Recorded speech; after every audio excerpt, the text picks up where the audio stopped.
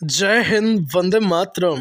दोस्तों, BA second semester Hindi साहित्य की ये क्लास आपकी परसेंटेज में चार चांद लगाने के लिए काफ़ी है। दोस्तों, बुक का जो नाम है कार्यालय हिंदी और कंप्यूटर। भाई साहब, ऐसे क्वेश्चन आपके लिए इस वीडियो में मैं लेकर के आया हूँ जो सीधे सीधे आपके एग्ज़ाम में आपको देखने को मिल जाएंगे। इससे पहले जो हमने यूनिट 2 और यूनिट 1 को डिस्कस किया था, वीडियो की लिंक डिस्क्रिप्शन बॉक्स में मिल जाएगी। प्लेलिस्ट की लिंक डायरेक्ट मैं दे दूंगा, तो वहाँ से आप जो है देख लीजिएगा। और हो सकता है कोई बच्चा बाद में क्लास देखेगा, जब तक सारी वीडियोस आ चुकी होंगी। इंपॉर्टेंट एमसीक्यू क्वेश्चंस के साथ जो वन लाइनर के फॉर्म में फैक्ट होंगे, डिटेल होंगे, उनको भी हम जानेंगे। बात करेंगे प्रश्न नंबर 1 की। सरकारी कार्यालयों में आपसी पत्राचार हेतु जो पत्र लिखे जाते हैं वे क्या हैं? तो हम आपको बताएं भाई, अगर सरकारी कार्यालयों में आपसी पत्राचार की अगर बात आ जाए तो उनको हम अर्ध सरकारी पत्र कहते हैं। क्या कहते हैं भैया?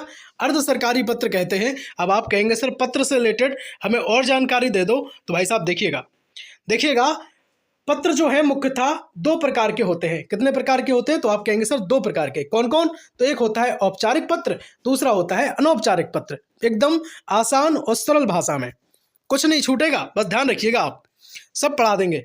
ठीक है, कहीं से भी बिल्कुल बाहर से नहीं आएगा और कहीं और से पढ़ने की आपको जरूरत है ही नहीं। बिल्कुल आराम से 10-10, 15-15 मिनट की मेरी सारी क्लासेस हैं, चुपचाप से देख लो और बस 1-1.5 घंटे में सारी क्लास कंप्लीट हो जाएंगी। ठीक है, प्लेलिस्ट एक बार विजिट कर लीजिएगा। चलेंगे औपचारिक पत्र की अगर हम बात करें तो जब दो लोगों के बीच व्यक्तिगत संबंध नहीं होते हैं, ध्यान रखना, जब दो लोगों के बीच व्यक्तिगत संबंध ना हो तब हम जो है वो हम पत्र कौन से लिखते हैं? तो आप कहें सर औपचारिकता के लिए औपचारिक पत्र लिखे जाते हैं। कैसे? देखिएगा, प्रार्थना पत्र जो है वो लिखते हैं हम कि नहीं, छुट्टी चाहिए या कुछ ऐसी बात है बताने के लिए या कुछ बात मनवाने के लिए, तो हम क्या कहते हैं? प्रार्थना पत्र हम लिखते हैं। कार्यालयीय पत्रों को भी इसी श्रेणी में रखते हैं। ध्यान रखना, बड़े अच्छे से और समझ के साथ इन चीज़ों को अपने माइंड में फिट करना कि औपचारिक पत्रों में कौन आता है, अनौपचारिक पत्रों में कौन आता है। क्योंकि दे देगा वहाँ पे, एक दे दिया उसने अनौपचारिक का, बाकी दे दिया औपचारिक के, फिर आपसे पूछ लिया इनमें कौन औपचारिक है कौन अनौपचारिक है। ठीक है, चलेंगे यहाँ पे। तो प्रार्थना पत्र, कार्यालयीय पत्र और व्यावसायिक पत्र जो है ये सब किसकी श्रेणी में आते हैं? तो आप कहेंगे सर औपचारिक पत्रों की श्रेणी में आते हैं। बहुत बढ़िया, बहुत बेहतरीन। प्रश्न नंबर 2, माफ करना, दूसरा जो पॉइंट है अनौपचारिक पत्र क्या है वो चीज। दोस्तों, परिवार व रिश्तेदार आदि के लिए जो पत्र लिखे जाते हैं उनको कहते हैं अनौपचारिक पत्र। ये व्यक्तिगत पत्र होते हैं। ठीक है, अब व्यक्तिगत जैसे पिता पुत्र के लिए लिख रहा है, या कोई मित्र अपने दूसरे मित्र के लिए लिखता है, या परिवार के किसी सदस्य के लिए लिखे जाते हैं, रिश्तेदारों के लिए लिखे, तो वो क्या है? अनौपचारिक पत्र होते हैं। अच्छा, प्रार्थना पत्र, व्यवसायिक पत्र या कोई कार्यालयीय पत्रों को मैंने बताया आपको कि ये औपचारिकता की श्रेणी में हम रखते हैं। बहुत बढ़िया, बहुत बेहतरीन। उम्मीद करता हूँ कि आपको चीज़ें समझ में आ रही होंगी। तो भाई साहब एक बार सब्सक्राइब कर लो और टेंशन फ्री हो जाओ अपनी बीए से। ठीक है, आपके सारे सब्जेक्ट की मैं क्लास देता हूँ, मेजर माइनर की, है ना, और बहुत अच्छे अंदाज में सारे सेमेस्टर में आपकी तैयारी को एक बहुत अच्छे अंदाज में आपके लिए कराता हूं। चलेंगे, बात करेंगे प्रश्न नंबर 2 की। किसी अधीनस्थ कार्यालय के विभागीय सूचना अथवा आदेश या अनुदेश प्रेषित करने के लिए उपयोग किया जाता है, तो भाई साहब परिपत्र को किया जाता है। किसको किया जाता है? तो आप कहेंगे सर परिपत्र, या इसको हम सर्कुलर कहते हैं। चलेंगे, अब यहां से एक चीज और हमें कंप्लीट करनी है, वो क्या है? किसी कार्यालय में आंतरिक प्रशासन संबंधी अनुदेश जारी करने के लिए, देखिएगा यूनिट 2 में जो आपका रूपांतरण है मैंने सब बताया है। परिपत्र क्या है, अनुदेश को हम हिंदी इंग्लिश में क्या कहते हैं, जो इंपॉर्टेंट चीज़ें थी मैंने सारी चीज़ें वहाँ पे कराई हैं। यूनिट 1 यूनिट 2 को अगर नहीं देखा है जरूर देख लीजिएगा। प्लेलिस्ट की लिंक डिस्क्रिप्शन बॉक्स में आपको मिल जाएगी, है ना, या फिर हम कमेंट सेक्शन में पिन कर देंगे। बहुत बढ़िया। समझो, किसी कार्यालय में आंतरिक प्रशासन संबंधी जो अनुदेश जारी किया जाता है उसमें जो हम पत्र लिखते हैं उसको क्या कहते हैं, या कोई आदेश हम निकालते हैं उसको हम कार्यालय आदेश कहते हैं। ये बात अपने माइंड में फिट कर लेना। 3 चीज़ों को आपको पढ़ना है। परिपत्र क्या है? ठीक है, परिपत्र क्या है, कार्यालय आदेश क्या है और अनुस्मारक क्या है। देखेंगे, किसी कार्यालय में कार्य के विलंबन का जो कारण जानने के लिए हम लिखते हैं। अगर देखिए कोई कार्य आपने किसी कार्यालय को दिया है और विलंब हो रहा है, मतलब लेट वो काम हो रहा है, तो वो पता करने के लिए हम क्या लिखते हैं? तो आप कहें सर अनुस्मारक लिखते हैं।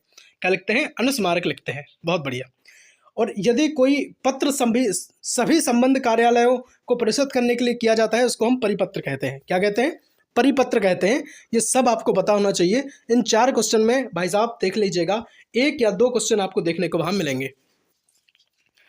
ठीक, जब हम बात करते हैं भाई कि आपके लिए हम कुछ कंटेंट एग्जाम में आपको फंसा के दिखाएंगे, तो भाई साहब दम रहता है अपने कंटेंट में, ऐसा नहीं है। अब बस मेरी बात मान लीजिएगा और बस देखिएगा, वहाँ पे जाके परसेंटेज एकदम चमक जाएगी और बिल्कुल टेंशन फ्री होके जाएंगे आप एग्जाम में।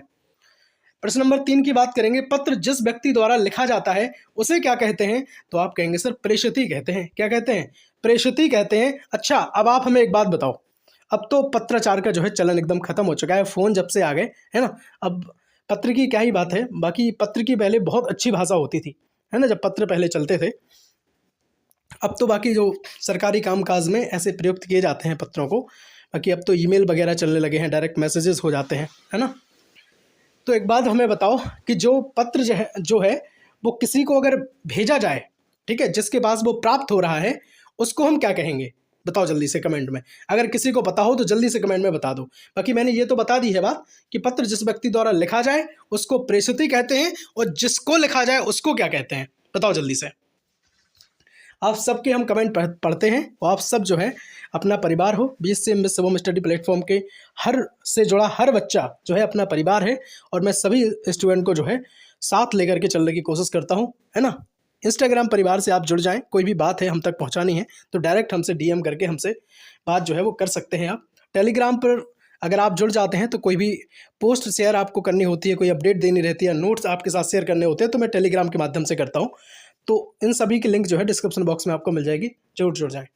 क्वेश्चन नंबर 4 की अगर बात करें, यदि सभी सरकारों को कोई एक पत्र भेजा गया हो तो उसे क्या कहते हैं? तो आप कहेंगे सर उसको परिपत्र कहते हैं। मैंने अभी आपको बताया था कि एक साथ कई कार्यालयों में अगर हम कोई चीज़ सेंड करते हैं, कोई पत्र भेजते हैं, तो उसको हम परिपत्र कहते हैं। ठीक है, क्या कहते हैं? परिपत्र कहते हैं।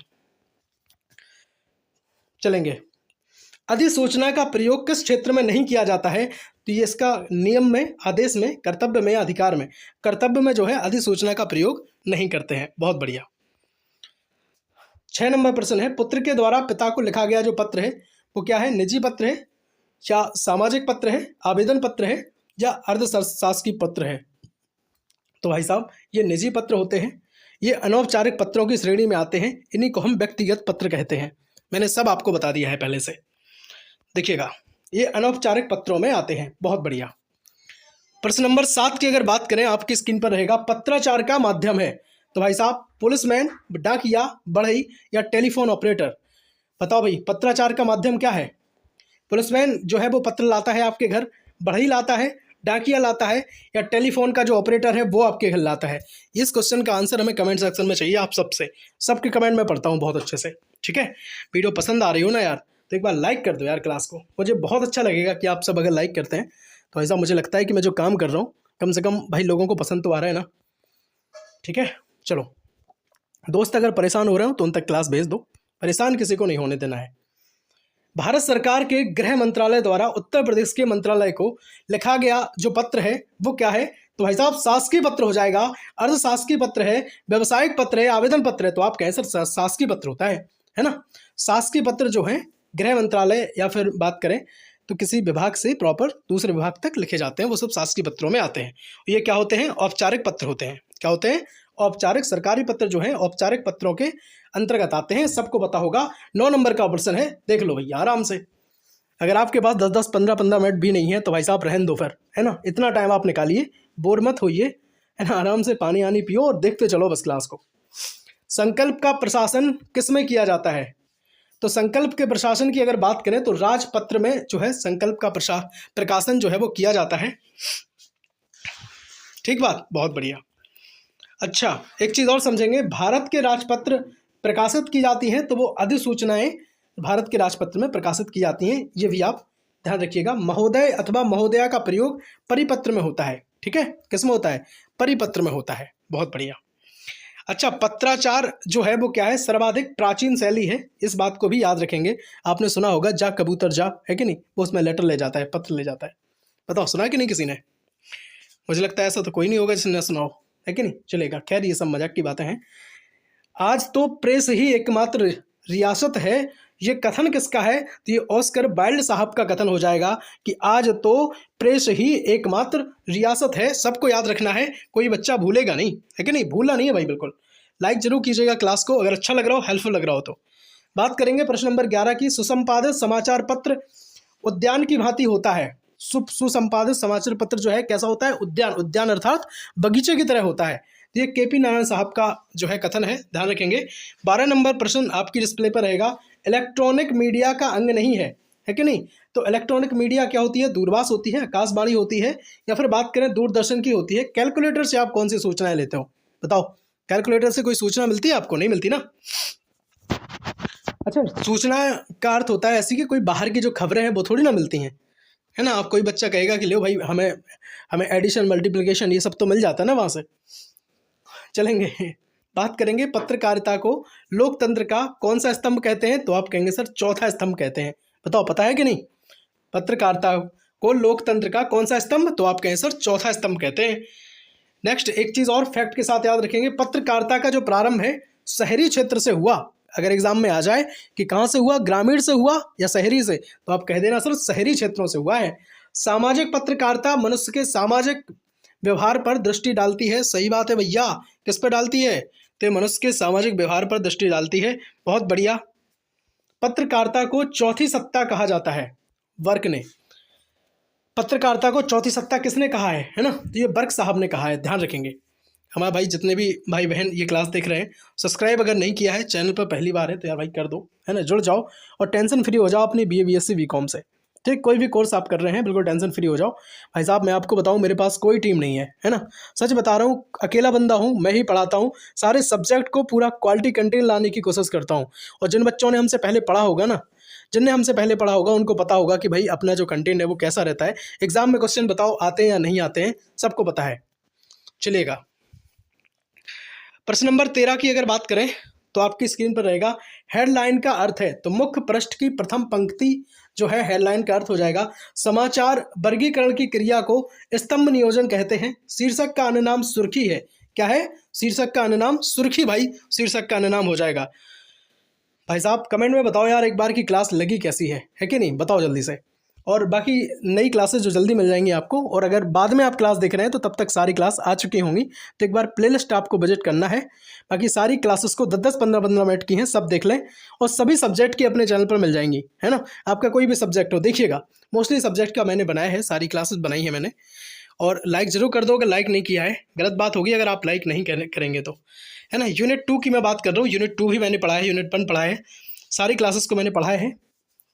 चलेगा, बात करें अगर फर्स्ट एड हेल्थ की, तो ये आपका कंप्लीट रिवीजन भी हमने कराया था। आपका जो सेकंड सेमेस्टर में माइनर है, सारे आपके मेजर माइनर को हम कंप्लीट कराते हैं। नेक्स्ट, किस सब्जेक्ट की क्लास देखना पसंद करेंगे एक बार कमेंट में लिख दो। और किस यूनिवर्सिटी से आप जो मेरी वीडियोस हैं वो देख रहे हैं वो बात भी आप कमेंट में लिख दो, है ना। और बस जुड़ जाओ यार, एक बार परिवार बन जाओ अपना। मिलते हैं अगली वीडियो में, तब तक के लिए जय हिंद, वंदे मातरम, भारत माता की जय, हर हर महादेव।